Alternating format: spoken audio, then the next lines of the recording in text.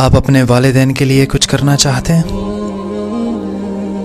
तो बस इतना कर दीजिए कि पूरी ज़िंदगी आपकी वजह से उनकी तरबियत पे कोई बंदा उंगली ना उठा सके।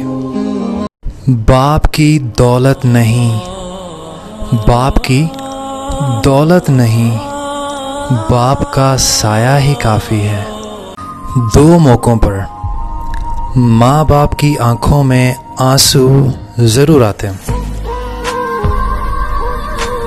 एक, जब बेटी घर से विदा होती है। दो, जब उनका बेटा उनसे मुंह मोड़ लेता है। आपको माँ बाप के पास बैठने के दो सबसे बड़े फ़ायदे बताऊं?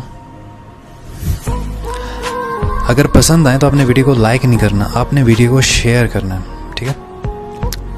अब जब भी अपने वालिदैन के पास बैठोगे ना, आप कभी बड़े नहीं होगे, आप हमेशा छोटे रहोगे।